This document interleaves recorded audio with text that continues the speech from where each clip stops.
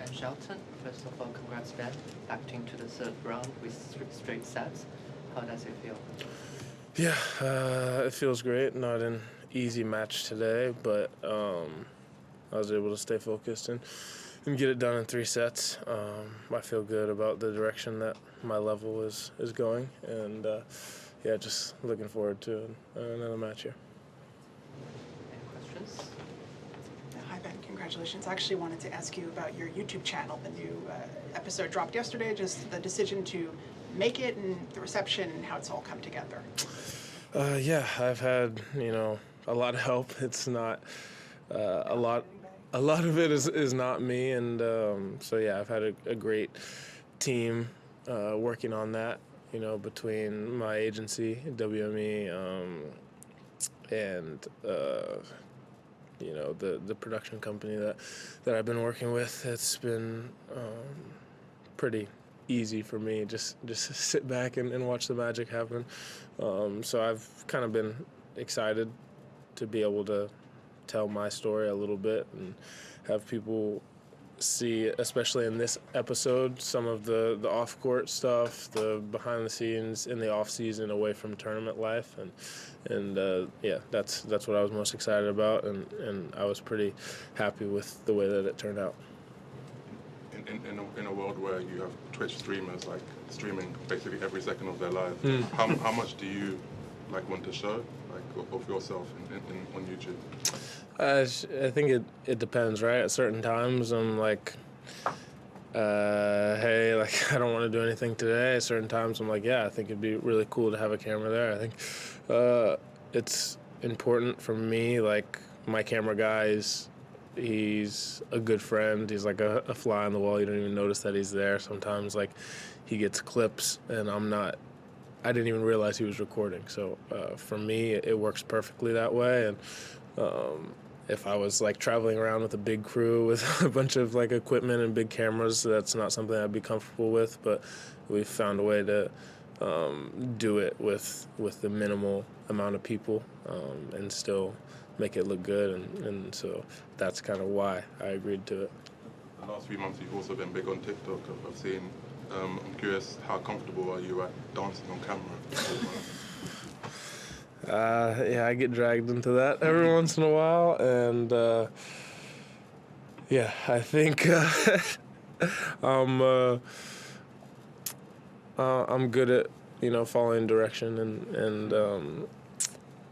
and whatever dances that Trinity wants to do. I don't do every one, but I feel like I do a good bit of them when she asks me to. It's not my thing, but. You play Vasharo next, who obviously is somebody who we never would have thought would have been seeded at this tournament, 6 months ago. But he's just sort of did what he did in Shanghai and then kept it rolling. I'm curious what you make of that result that he had in Shanghai, what it sort of says about the tour and all the sort of careers it may have prolonged by giving lots of guys hope that their sort of fairy tale run can still be out there, and how you approach him as an opponent.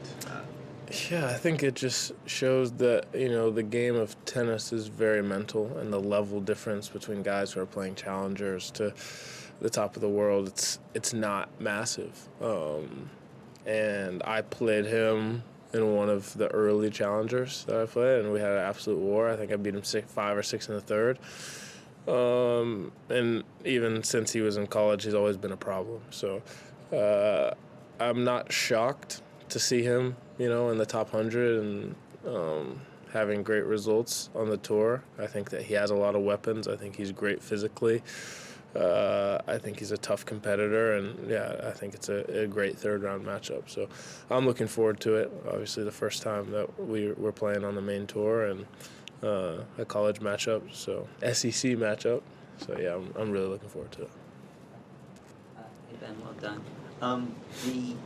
In some of the past slams, you've made that jump from playing a certain level player, and then all of a sudden you're playing Sinner or Alcaraz. And I'm sort of curious, what is that jump like, and then what have you learned, do you think, about how you can do it better?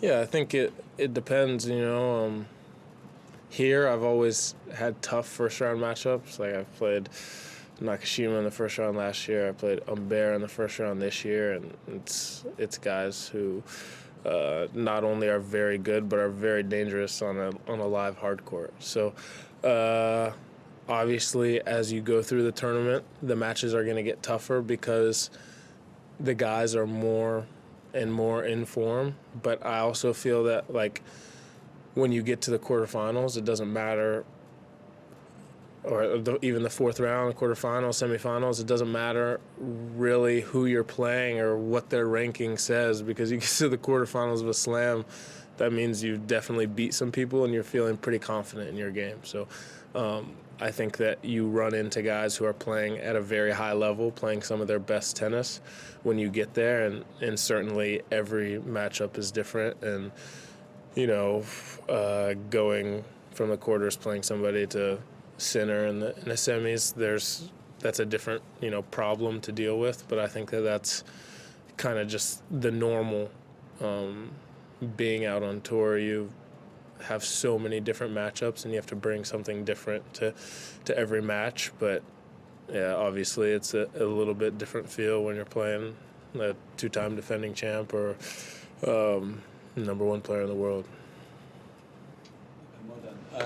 Here they've got the coaching boxes like closer Yeah. to the players and stuff. How do you find that? And in general, do you kind of talk to your team about what you want match to match, mid-match, or is it just kind of unspoken?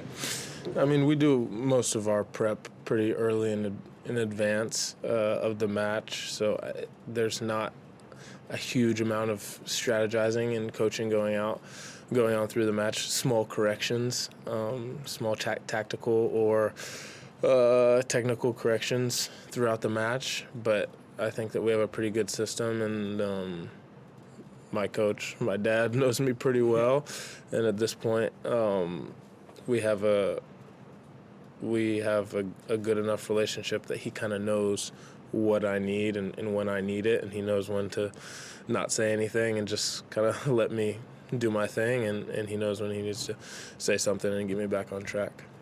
Do you think he wants different things match to match? Like, are there some matches where you kind of really want pumping up and other matches you're like, actually just kind of be quiet? No, I mean, I'm not crazy particular. I think that my team does a great job of kind of just reciprocating energy. So if I'm pretty locked in and not saying much, they're not going to be screaming at me, "Come on!" You know, they're just quiet claps or fist bumps or whatever it is. But if I'm showing a lot of emotion, positive emotion, then they're gonna, you know, give that back to me. Ben, I wanted to ask you about the players ranked between, say, 3 to say 15. If you feel all of you guys are about the same level, and you know anyone can win on that day, and what really is the difference between you guys and maybe the top two? It's a very specific range. What about number 16? 16th seed, you just... No, what do you have against Karen Kachanov? No, I think that for me, rankings don't always tell, you know, the current form or the level of a player, and I've always had that burned into my head since being a kid that rankings were never a focus. Obviously, when you're in juniors, it doesn't really matter what you're ranked. I guess there's a few more incentives and implications of your ranking on the ATP Tour, but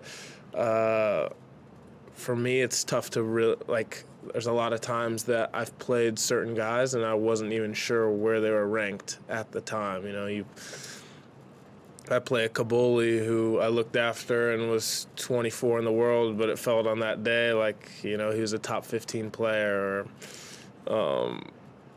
There's just plenty of examples, so I'd say that that's something that I look at less.